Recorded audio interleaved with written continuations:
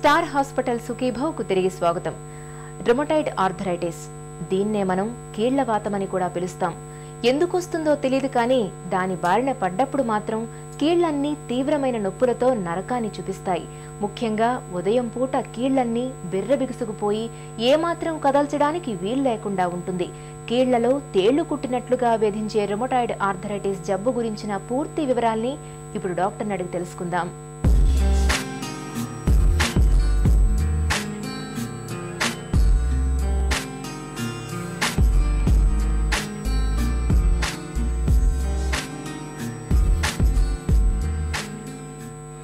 Rheumatoid arthritis అంటే ఏంటి? Rheumatoid arthritis అనేది ఒక రకమైన కీళ్ళ వ్యాధి అండి. ఇది ఆడవారిలో ఎక్కువగా కనిపిస్తుంది అనమాట. దీని ముఖ్య లక్షణాలు ఏంటంటే కీళ్లలో విపరీతమైన నొప్పి, వాపు. ఉదయం లేచినప్పుడు వీళ్ళకి నరకంలా ఉంటుంది. సుమారు గంట సేపు పైనే వీళ్ళకి నొప్పి ఉంటుంది కీళ్లలో. దీన్ని ఎలా గుర్తిస్తామంటే శరీరానికి 2 భాగాల్లోనే వస్తుంది అనమాట. ఉదాహరణకి ఈ ఎడమ మణికట్టు కీళ్ళవాతానికి గురైతే కుడి మణికట్టుకు వస్తుంది, ఎడమ బొటన వేలికి వస్తే కుడి బొటన వేలికి, ఎడమ మోకాలకు వస్తే కుడి మోకాలకి. శరీరంలో 2 భాగాల్లోని ఉండే ఈ కీళ్ళ వ్యాధినే రుమటాయిడ్ ఆర్థరైటిస్ అంటారు.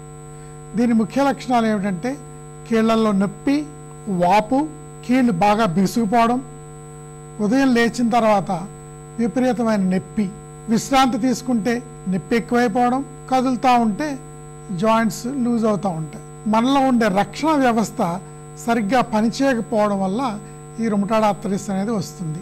కీళ్లవాతంతో ఎలాంటి సమస్యలు ఉంటాయి? ఒకటి సిక్కా సిండ్రోమ్ అని, అంటే దీంట్లో ఏమవుతుందంటే కళ్ళల్లో మనకి నీరు తయారకపోవడం, అంటే కన్నీళ్ళు రావు, నోరు డ్రై అయిపోవడం, తర్వాత ఊపిరితిత్తుల్లోని మరియు మన గుండె చుట్టూ కూడా ఉన్న పొర ఈ కీళ్ళవాతంతో పాటు దీంట్లో కూడా వాతం వస్తుంది. దానివల్ల ద్రవం పేరుకుపోయి ప్లోరల్ ఎఫ్యూజన్, పెరికార్డియల్ ఎఫ్యూజన్ రావచ్చు. లంగ్స్లో పీచు పదార్థం లాంటిది ఏర్పడి ఇంటర్స్టిషియల్ లంగ్ డిసీజ్ అనేది రావచ్చు. మనకి కాళ్ళల్లో కానీ చేతుల్లో కానీ వాస్కులటిక్ అల్సర్స్ అనేవి రావచ్చు. అలాగే కొంతమందికి వ్యాధి ఎక్కువగా ఉంటే న్యూరోపతి, అంటే మోనోన్యూరస్ మల్టీప్లెక్స్ అనే వ్యాధి కూడా రావచ్చు. రుమటాయిడ్ ఆర్థరైటిస్ ను ఎలా నిర్ధారిస్తారు? ఈ రుమటాయిడ్ ఆర్థరైటిస్ని ముఖ్యంగా జబ్బు లక్షణాలను బట్టి గుర్తిస్తామండి. మనకి ఈ జబ్బు నిర్ధారించడానికి కొన్ని ప్రత్యేకమైన పరీక్షలు చేస్తాం. ఉదాహరణకి బ్లడ్లో రుమటాయిడ్ ఫ్యాక్టర్ అనేది పాజిటివ్ ఉంటుంది. అలాగే లేటెస్ట్గా యాంటీ-సిసిపి యాంటీబాడీస్, ఇది రుమటాయిడ్ ఫ్యాక్టర్ కంటే మోర్ స్పెసిఫిక్ అనమాట. అట్లానే బ్లడ్లో ఈఎస్ఆర్, సిఆర్పి అనే మార్కర్స్ ఎలివేట్ అయి ఉంటాయి. ఎక్స్రే తీస్తే ఎక్స్రేలో ఎరోజన్స్, అంటే జాయింట్స్ దగ్గర ఎముకలు తినేసినట్టు ఉంటుందన్నమాట. అట్లాగే ఈ మధ్యకాలంలో అల్ట్రాసౌండ్ కూడా చేసి ఈ వ్యాధిని ఎర్లీ దశలోనే మనం కనుక్కోగలుగుతున్నాం అనమాట. ఒక్కోసారి జాయింట్స్ ఎంఆర్ఐ కూడా చేసి ప్రాథమిక దశలోనే దీన్ని మనం గుర్తించగలుగుతాం. కీళ్లవాతానికి చికిత్స ఎలా ఉంటుంది? ఈ వ్యాధి మనం గుర్తించిన వెంటనే ఏమాత్రం అశ్రద్ధ చేయకుండా వెంటనే మనం ట్రీట్మెంట్ మొదలు పెట్టాలి. ఈ ట్రీట్మెంట్ని మనం ముఖ్యంగా 2 రకాలుగా విభజించవచ్చు మెడికల్గా. ఒకటి మందులు, రెండోది ఫిజియోథెరపీ.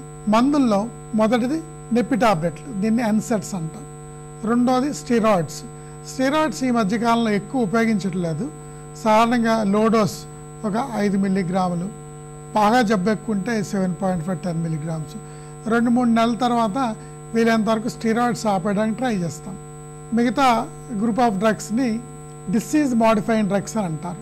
వీటిల్లో ముఖ్యంగా మిథోట్రెక్సైట్, క్లోరోక్విన్, హైడ్రాక్సిక్లోరోక్విన్, సల్ఫోసలజైన్, లెఫ్లునమైడ్ వంటి మందులు మేము వాడి ఈ డిసీజ్ని పూర్తిగా కంట్రోల్ చేయడానికి ట్రై చేస్తాం. ఈ మధ్యకాలంలో బయోలాజిక్ థెరపీస్ అని వచ్చినాయి. ఇవి అడ్వాన్స్డ్ ట్రీట్మెంట్స్ అన్నమాట. ఇవి ఇంజెక్టబుల్స్, కొంచెం ఖరీదైన మందులు ఇవి. అందుకని మేము ఏం చేస్తామంటే మామూలుగా వాడే మందులు పనిచేయనప్పుడు, అంటే వారల్ టాబ్లెట్స్ పనిచేయకపోతే ఈ ఇంజెక్టబుల్ బయోలాజిక్స్ ఇస్తాం. దీంతో వ్యాధి తీవ్రత చాలా త్వరగా తగ్గుతుంది అనమాట. కొంతమంది పేషెంట్స్ ట్రీట్మెంట్ సరిగ్గా తీసుకున్నట్టయితే వాళ్ళకి వ్యాధి ఎక్కువైపోయి జాయింట్స్లో తీవ్రమైన ఆర్థరైటిస్ వచ్చి కీళ్ళు అరిగిపోయే స్టేజ్ వస్తుందన్నమాట. ఈ దశకు చేరుకున్న వాళ్ళకి మందులు పనిచేయవు, వాళ్ళకి సర్జరీ చేసి జాయింట్ రీప్లేస్మెంట్ చేయడం జరుగుతుంది. మందులు వాడుకుంటూ క్రమం తప్పకుండా వ్యాయామం చేస్తూ ఉండాలి 2 పూట్లా కూడా. అవసరమైతే ఫిజియోథెరపిస్ట్ని కన్సల్ట్ చేసి వాళ్ళకి తగిన వ్యాయామం నేర్చుకుని ఫిజియోథెరపీ రెగ్యులర్గా చేస్తూ ఉంటే కీళ్ళు చాలా ఆరోగ్యంగా ఉంటాయి. కీళ్లవాతం ఉన్నప్పుడు ఆహార నియమాలు ఏమైనా పాటించాలా? వీళ్ళు అన్ని రకాల ఆహార పదార్థాలు తీసుకోవచ్చు, కానీ కొన్ని రకాల ఆహార పదార్థాలు వీళ్ళ శరీరానికి మంచిది. ఉదాహరణకి డ్రై ఫ్రూట్స్, అట్లానే కొన్ని రకమైన సముద్రం చేపలు. వెజిటేరియన్ డైట్కి వచ్చేసరికి విటమిన్ సి అధికంగా ఉండే ఫ్రూట్స్, ఉదాహరణకి నిమ్మ, నారింజ, ఉసిరి, ఇట్లాంటివి వీళ్ళ ఆరోగ్యానికి చాలా మంచిది.